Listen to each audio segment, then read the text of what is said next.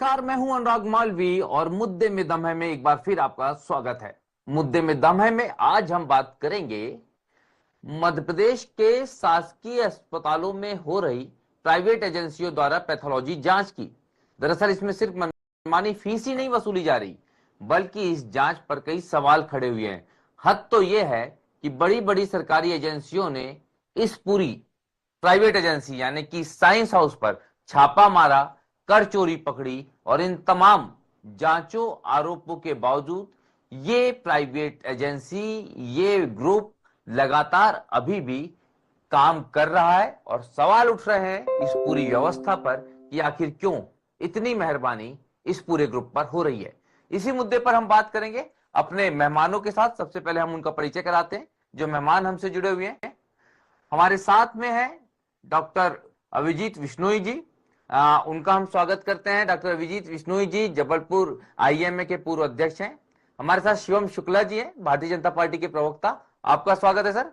हमारे साथ विवेक त्रिपाठी हैं, मध्य प्रदेश कांग्रेस के प्रवक्ता। साथ में हमसे जुड़ेंगे और रूबरू कराएंगे ग्राउंड रियलिटी से संजय साहू, जो इस समय जबलपुर जिला अस्पताल में मौजूद हैं।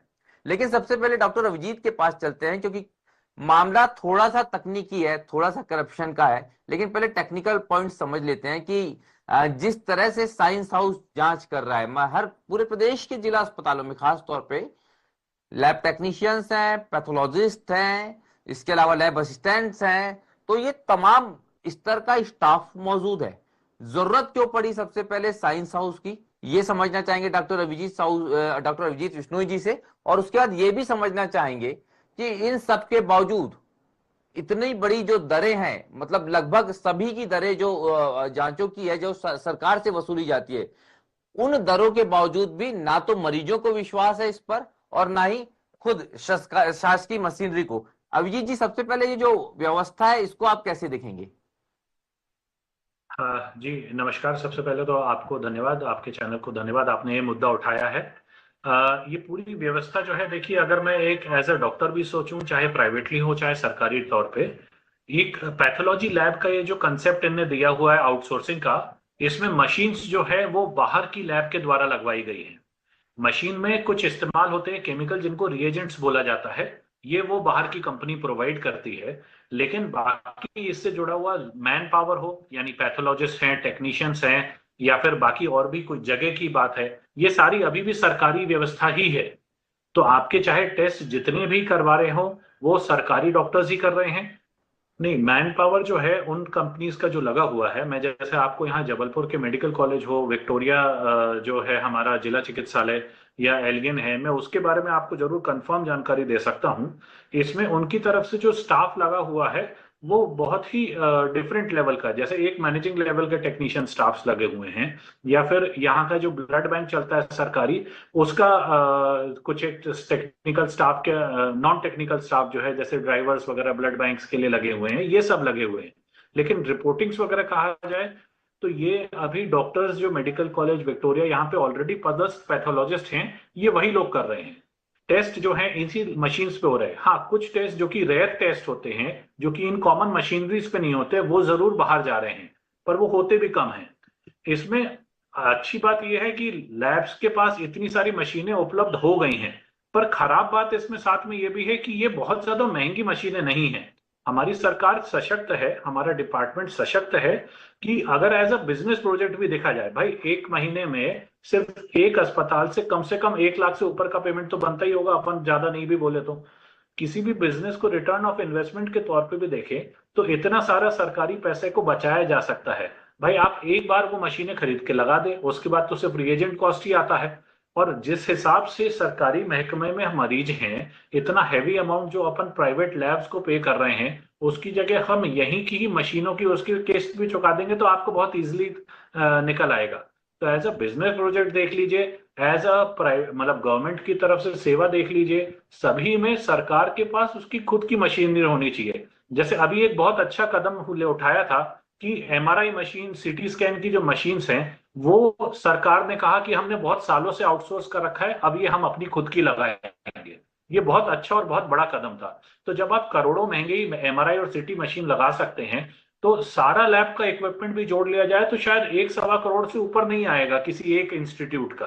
तो मुझे लगता है ये एक बहुत छोटा इन्वेस्टमेंट है जिसको अननेसेसरी आउटसोर्स करने का कोई सेंस बनता नहीं है, परंतु फिर भी उसके पीछे सर कोई ना कोई बिल्कुल, मंशा रही मैं होगी। थोड़ा आपकी बात को इसलिए भी समर्थन करूंगा क्योंकि 350 करोड़ का तो कर चोरी का ही मामला सामने आ गया सर, छापा पड़ा तो इतने में तो मुझे लगता है जितने की कर चोरी हुई है उतने में तो इक्विपमेंट आ जाते सभी जिला अस्पतालों के, जिन इक्विपमेंट का हम प्राइवेट एजेंसी से कहीं ना कहीं ले रहे हैं, हम उनको हायर किए हुए हैं। शिवम शुक्ला जी के पास चलते हैं। शिवम जी, सबसे पहले तो इतनी मेहरबानी क्यों, जिस जांच एजेंसी पे कर चोरी के आरोप, जिस जांच एजेंसी ने अपने एक भी लैब को एनएबीएल नहीं करवाया, एनएबीएल मतलब नेशनल एक्रेडिटेशन की अगर हम बात करते हैं बायोलॉजिकल लेबोरेटरीज की, वो नहीं है, और नहीं करवाने के बाद भी एनएबीएल के दाम पूरे प्रदेश में वसूल लिए, और उसके बाद जब सारी बातें आ गई सामने फिर भी उन्हीं जांच एजेंसियों के पास काम है। शिवम जी, इतनी मेहरबानी क्यों?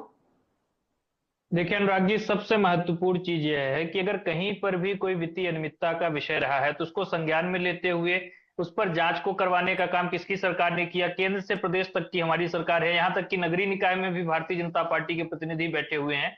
तो अगर कहीं पर भी कोई इस प्रकार की आर्थिक गड़बड़ी या लापरवाही रहती है तो उस पर भी संवेदनशीलता के साथ जांच करना, उसको भी आइडेंटिफाई करना और दोषियों के विरुद्ध कठोर कार्रवाई करना जो विधि सम्मत हो उसको करने का काम हमारी सरकार ने किया है। सबसे महत्वपूर्ण चीज यह है कि एक स्वतंत्र प्रक्रिया के तहत जांच चल रही है, लेकिन इस दौरान चूंकि निविदता के माध्यम से इन तमाम चीजों को, इसकी जो अर्हता की शर्तें थी उनको निर्धारित किया गया था, और उस स्थिति में ऐसे अचानक से उसको टर्मिनेट भी नहीं किया जा सकता, और किसी भी रूप में जो स्वास्थ्य सेवाएं हैं उनको भी नहीं रोका जा सकता। यह आवश्यक है कि अभी जो तत्कालिक व्यवस्था है उसको एक कंटिन्यूटी में रखा जाए ताकि प्रदेश के आम जनमानस को किसी प्रकार का कोई नुकसान न उठाना पड़े। लेकिन समग्रता से इस विषय के कारण कई सारी चीजें अभी हमारी सरकार के संज्ञान में भी आई हैं। सरकार विचार करेगी कि क्या इस प्रकार से जो लैब है और इत्यादि चीजें हैं उसको कहीं ना कहीं अपने स्थायी उपकरणों को खरीद करके उसको संचालित किया जा सकता है। तो इस दिशा में सरकार बहुत संवेदनशील है। माननीय मुख्यमंत्री जी ने अनेक अवसरों पर अपना कमिटमेंट दिखाया है कि मध्य प्रदेश में जितनी भी सरकारी इस प्रकार की स्कीम से उसका लाभ जनता तक पहुंचे, और अगर उसमें कहीं पर भी कोई गड़बड़ी, कोई लापरवाही या इस प्रकार की त्रुटि आती है तो उनके संबंधित व्यक्तियों के ऊपर भी कार्रवाई कानूनी व्यवस्था के तहत की जाए, यह भी हमारी सरकार सुनिश्चित कर रही है। और सबसे महत्वपूर्ण चीज यह है, एक नीतिगत विषय भी निकल करके आ रहा है कि क्या लैब्स को हम अपने तरीके से सरकार के मद के माध्यम से संचालित कर सकते हैं बगैर आउटसोर्सिंग के। तो इसको लेकर के भी सरकार गंभीर है। ऐसा विषय संज्ञान में आने के पश्चात हम चीजों को लेकर के आगे बढ़ेंगे। चलिए, उम्मीद है गंभीरता की। मेरा सवाल ये नहीं था कि सर एकदम से एजेंसियां बंद कर दी जाएं, लेकिन एजेंसी पे क्या कार्रवाई होगी ये तो निश्चित बताया जा सकता था, लेकिन ये नहीं बताया गया। और ये बता रहा है कि इस चीज को, या सरकार ने क्या ऐसी पॉलिसी बना ली है कि जांच करवाई जाए, कार्रवाई नहीं की जाए। इसके पीछे भी कई सारी मंशाएं होती है और इस पर सवाल उठने लगते हैं। विवेक त्रिपाठी जी के पास चलते हैं। विवेक जी, पहले तो ये पूरा जो मामला आया है इसके बाद आपको क्या लगता है कि सरकार का पहला कदम क्या होना चाहिए था? और दूसरी बड़ी बात ये कि आपका फीडबैक क्या है इन प्राइवेट आउटसोर्सिंग के जरिए जांचें करवाने के बाद, कितनी विश्वसनीयता जांचों की बढ़ी है और इस व्यवस्था में कितना सुधार नजर आया? विवेक जी। देखिए अनुराग जी, कहावत हम सबने पढ़ी होगी, सुनी होगी, चोर चोर मुसहरे भाई। साइंस हाउस की शुरुआत जो है वो रेड क्रॉस हॉस्पिटल से हुई थी, और जो कमीशन का खेल उन्होंने वहां से खेलना शुरू किया। जिस प्रकार से वो मोटा कमीशन भाजपा सरकार के नेताओं मंत्रियों को बांटा करते थे, तो कहीं ना कहीं उनके संरक्षण में रेड क्रॉस से जो सफर शुरू किया था वो आज पूरे मध्य प्रदेश के शासकीय अस्पतालों में शुरू हो गया है। निरंतर जिस प्रकार से पूरे टेंडर की प्रक्रिया में भ्रष्टाचार किया गया, अपने लोगों को उपकृत करने के लिए टेंडर की शर्तें ऐसी रखी गई कि और कोई उसमें पार्टिसिपेट ना कर पाए, अपने चहेते को टेंडर दिलाया गया और कमीशन का खेल अनावरत आज तक चालू है।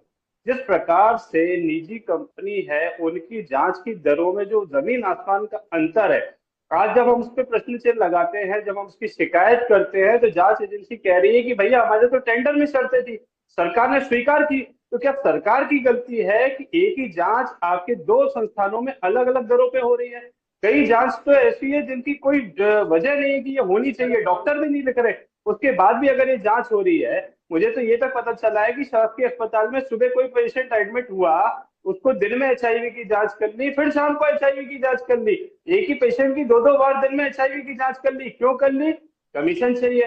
तो निश्चित ये पूरा खेल कमीशन का है, उसमें नीचे से लेके ऊपर तक शासकीय सिर्फ अधिकारी नहीं, ये सीधा कमीशन मंत्री महोदय तक पहुंचता है। मंत्री महोदय क्या कह रहे हैं अगर कहीं कोई विसंगति है मेरी जानकारी में नहीं थी, अरे भैया आपका मंत्रालय, इतना बड़े स्तर पे अगर भ्रष्टाचार हो रहा है तो आप क्या सो रहे थे?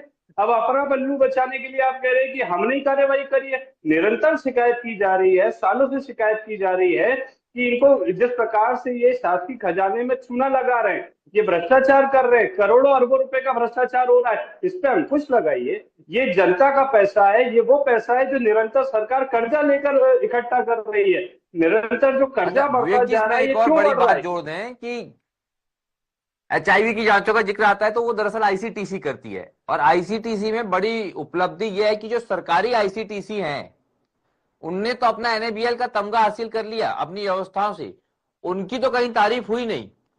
जिनने NABL का तमगा हासिल नहीं किया उस प्राइवेट एजेंसी ने NABL के रेट वसूलना शुरू कर दिए सरकार से। संजय साहू जी के पास चलते हैं हम। संजय जी, सरकारी अस्पतालों में क्या बोल रहे हैं मरीज ये पूरी जांच व्यवस्था को लेकर और जिस तरह का भ्रष्टाचार सामने आया है, और अब तक के अगर आप ये बताइए जो पैथोलॉजी लैब्स हैं उनमें अभी कितना आम जन को विश्वास है सरकारी व्यवस्था पे और कितने प्राइवेट की तरफ रुख कर रहे हैं? संजय साहू जी। निश्चित ही अनुराग जी, अगर हम बात करें जबलपुर की, तो जबलपुर में अभी हम मौजूद हैं जबलपुर के विक्टोरिया हॉस्पिटल में। यहाँ पर सेंट्रल लैब बनाया गया है और सेंट्रल लैब की हालत ये है कि यहाँ पर जो मरीज आता है वो बाहर से जांच करवाता है, क्योंकि यहाँ पर सबसे बड़ी बात जो सामने आई है वो खामी ये नजर आती है कि एक तो लैब में जाते हैं तो वहाँ पर तत्काल जाँच जो होती है उसमें बहुत समय लगता है। आज अगर हमने कोई जाँच करवाई तो कहो दो दिन भी लग जाते हैं उसकी रिपोर्ट आने में। और पहली बात ये होती है कि अगर हम मलेरिया की जाँच करवाने गए हैं तो मलेरिया की जाँच तो होगी। ये जो पूरी लैब जो संचालित हो रही है उसमें 2 से 3 कर्मचारी जो है वो प्राइवेट होते हैं, बाकी सारे कर्मचारी जो है वो शासकीय वहाँ पर सेवाएं दे रहे हैं। लेकिन फायदा किसको मिल रहा है? प्राइवेट एजेंसी को। तो ये बड़ी विडंबना जो है वो यहाँ पर देखने को। हालांकि इसको लेके हम हमारे साथ यहाँ के जो PRO है अजय कुरेल जी, हम उनसे जानने का प्रयास करेंगे किस प्रकार की जो लैबों की जो समस्या आ रही है और ये सारी चीजें आपके भी संज्ञान में आती है, किस प्रकार से देखते हैं ये पूरी चीजों को आप? जब किसी प्रकार की कोई शिकायत हम लोग को प्राप्त होती है तो CMHO कार्यालय में तो मुख्य चिकित्सा स्वास्थ्य अधिकारी के आदेशानुसार जिला स्तर की जो टीम है तो उनके द्वारा सर के द्वारा जांच कराई जाती है, और जो यदि कुछ गड़बड़ी पाई जाती है तो उनके ऊपर पनिशमेंट किया जाता है। पनिशमेंट किया जाता है, लेकिन क्या वो पनिशमेंट के बाद वो स्थितियां फिर वापस ज्यों की त्यों होती हैं या फिर आप देखते हैं कि उसकी मॉनिटरिंग भी कुछ होती है? नहीं, मॉनिटरिंग की जाती है ना। हमारे जो डॉक्टर हैं यहाँ के नोडल अधिकारी हैं वो उसकी मॉनिटरिंग करते रहते हैं, नियमित रूप से मॉनिटरिंग करते हैं। तो देख सकते हैं कि अजय कुरेल तो कह रहे हैं कि हमारे यहाँ पर मॉनिटरिंग होती रहती है। हालांकि हमारे साथ यहाँ पर विष्णु गुनोदिया भी क्या कहते हैं, ये पूरी चीजें जो सामने आती हैं, पैथोलॉजी की जो स्थितियां हैं वर्तमान में, और वहाँ पर प्राइवेट सेक्टर को दे दिया गया है ये पूरा, जहाँ पर मोटी फीस भी वसूली जाती है सरकार से, लेकिन उसका फायदा मरीजों को मिल पा रहा है कि नहीं मिल पा रहा है? भाई साहब एक बात ये बताइए, प्राइवेट जिसको दी गई है और जिनकी मशीनें लगी हैं और जिनके लोग लगे हैं वो हैं कौन? वो इस सरकार के लोग। जिस तरीके से यहाँ के कुछ ऐसे डॉक्टर हैं, सब नहीं, कुछ डॉक्टर ऐसे हैं कि जो मरीजों को खुद बोलते हैं आप वहां जाके अपनी जांच करवाइए, यहाँ की जांच सही नहीं आती है। अब जब यहाँ के डॉक्टर ड्यूटी पे होने के बावजूद वो खुद अपने इधर की लैब पे भरोसा नहीं करते हैं और बाहर जिनका कमीशन बना रहता है, तो इधर के जो आला अधिकारी हैं उनको ये सोचना चाहिए और हमारे हेल्थ मिनिस्टर को सोचना चाहिए कि जिस तरीके से ये जबलपुर जिला चिकित्सालय विक्टोरिया हॉस्पिटल है जो शहर के बीचों बीच है, यहाँ पे चारों तरफी के लोग आते हैं, ग्रामीण क्षेत्र से आते हैं, यहाँ पे गरीब लोग आते हैं, रईस लोग तो प्राइवेट हॉस्पिटलों में अपना इलाज करवा लेंगे। मैं जिस तरीके से जो प्राइवेट जांच रिपोर्ट पर जो संशय बरता जाता है उसका कारण क्या नजर आया है, क्या देखते हैं आप इसको लेकर? इसमें आए दिन कुछ ना कुछ गलत और कई खामियां दिखी गई हैं, इस तरीके से कई लापरवाही भी हुई है और वो सामने दिखता है। ऐसे में मरीज की हालत क्या होती है ये आपके सामने। और संजय जी, हम यही बताने की कोशिश कर रहे हैं, एक तो जो दुकान है वो ऊंची है लेकिन पकवान फीके हैं। हालांकि ये पकवान और दुकान की बात सिर्फ एक हम बतौर संज्ञा दे रहे हैं, लेकिन वास्तविकता शिवम शुक्ला जी आपने सुन ली होगी। कंपनी पे छापा पड़ा, कंपनी ने कर चोरी की, कंपनी का हवाला कनेक्शन सामने आया, कंपनी जो दाम है उससे ऊंचे दाम वसूल रही है, कंपनी अपने एक भी लैब को NABL नहीं कर पाई, उसी कंपनी की जांच के संदर्भ में सरकारी अस्पताल के डॉक्टर सवाल उठा रहे हैं, फिर वो कंपनी कायम है और उसी कंपनी से जांच हो रही है। शिवम शुक्ला जी, और कार्रवाई के नाम पर अभी तक के कोई जवाब सरकार की तरफ से नहीं आया। शिवम जी, अनुराग जी, सबसे महत्वपूर्ण चीज है कि हमने एक ऐसा सिस्टम और तंत्र विकसित किया है जहां पे भ्रष्टाचार की रोकथाम और जवाबदेही को लगातार सुनिश्चित किया जा रहा है। इस पूरे प्रकरण में आप बताइए, हमारी ही सरकार है, उसी ने जांच को शुरू किया। और सबसे महत्वपूर्ण चीज यह है कि एजेंसी को टेंडर के नियमों और शर्तों के तहत हमने चयनित किया और उसके पश्चात उनके ऊपर हमने पूरी तरीके से गुणवत्ता और वित्तीय जो एक पूरा प्रबंधन है उसको लेकर के कड़े नियम लगाए। और अब जब उसमें अनियमितता का कोई ऐसा विषय संज्ञान में आ रहा है तो हमने जांच भी शुरू कर दी थी। दिखाता है कि एक तय पूरी प्रक्रिया है, उसके तहत भारतीय जनता पार्टी की सरकार में तमाम चीजें कार्यरत होती हैं। और सबसे महत्वपूर्ण चीज है कि अब जांच विचाराधीन है। कांग्रेस पार्टी उसमें सिर्फ और सिर्फ बाधा पहुंचाने के लिए इस प्रकार के नर्गल आरोप लगा रही है और हम तो इसको गारंटी के साथ बोल रहे हैं कि एक एक कांग्रेस ने कौन सी बाधा पहुंचा दी? देखिए, इस प्रकार की राजनीति, कोई राजनीति करके इस पूरे प्रकरण पर अगर किसी ने जांच शुरू की है तो भारतीय जनता पार्टी ने की है। दोषियों को अगर किसी ने कहीं ना कहीं आइडेंटिफाई करने का काम किया है तो भारतीय जनता पार्टी ने किया। तो लगातार एक प्रक्रिया के तहत ये जांच आगे बढ़ रही है और हम देखेंगे कि पाई पाई का हिसाब जो संबंधित जन है उनसे लेने का काम हमारी सरकार करेगी। विवेक जी, कौन सी बाधा पहुंचा रहे हैं हम सरकार की जांच में? सरकार की कमीशन खोरी में हम बाधा पहुंचा रहे हैं। सरकार के चहेते भ्रष्टाचारी जिस तरीके से शासकीय खजाने को लूटने का कार्य कर रहे हैं उसमें हम बाधा पहुंचा रहे हैं, क्योंकि हम एक दीवार की तरह खड़े हैं और इन भ्रष्टाचारियों के खिलाफ में हमारी लड़ाई चल रही है। तो भाजपा के नेताओं को ये पसंद नहीं आती। भाजपा के नेता चाहते हैं कि कमीशन खोरी निरंतर चलती रहे और शासकीय खजाने को बट्टा लगाते रहे। मध्य प्रदेश का जिस तरीके से बजट में कर्जा बढ़ता जा रहा है, प्रदेश के ऊपर कर्जा बढ़ता जाए और वो सीधे तौर पे कमीशन के रूप में भाजपा के नेता और अधिकारियों तक पहुंचे। निश्चित ही आज आप जांच की जब जिम्मेदारी ले रहे हैं तो आपको ये जिम्मेदारी भी लेनी पड़ेगी। टेंडर प्रक्रिया भी आप ही की सरकार में हुई है, टेंडर की शर्तें भी आप ही की सरकार में बनाई गई है। आप ही के अधिकारियों ने ऐसी शर्तें बनाई कि एक ही जांच 2 दरों पे की जा रही है। क्यों की जा रही है? सीधे तौर पे कमीशन का खेल है। आपको संस्था ने कमीशन दिया इसलिए आपने शर्तों को शिथिल कर दिया, सीधे तौर पे कंपनी को लाभ पहुंचाना। थोड़ा समय का अभाव है और एक बहुत महत्वपूर्ण बात हम समझना चाहेंगे इस पूरी बहस के कंक्लूजन में। एक बार फिर हम अपने एक्सपर्ट के पास चलेंगे, डॉक्टर अभिजीत विश्नोई जी के पास में। अभिजीत जी, एक बहुत अच्छा सुझाव आपने दिया है कि मशीनें सरकार खरीद ले। एक पूरा मॉडल शॉर्ट में समझा दीजिए जो सरकार के लिए समझाइश भी हो, सलाह भी हो या अनुरोध भी हो। अभिजीत जी, देखिए, पैथोलॉजी लैब अगर आप प्राइवेट में भी देखें तो एक ये प्रॉफिटेबल बिजनेस माना जाता है। इसका मतलब कहीं ना कहीं जांच की नॉर्मल खर्चे में भी प्रॉफिटेबल बनाया जा सकता है। मेरा यह मानना है, जिस तरह से आपने बहुत अच्छी बात उठाई थी NABL की सर्टिफिकेशन की, ये NABL के सर्टिफिकेशन जो सिर्फ एक लैब का रहता है, लैब के अलावा ये सारे तरह के जितने भी क्वालिटी सर्टिफिकेशन होते हैं, जैसे NABH होता है पूरे अस्पताल के लिए, ये सर्टिफिकेशन और क्वालिटी कंट्रोल के ऊपर मेहनत करनी चाहिए। हाँ, एक बहुत अच्छी बात है, जैसे अभी आज देखा जाए तो अलग अलग जो प्राइमरी हेल्थ सेंटर है वहां पे भी सरकार ने पैथोलॉजी की मशीनें कई रखवा दी हैं, जिससे बेसिक टेस्ट में वहां के लोगों को सुविधा होने लग गई है।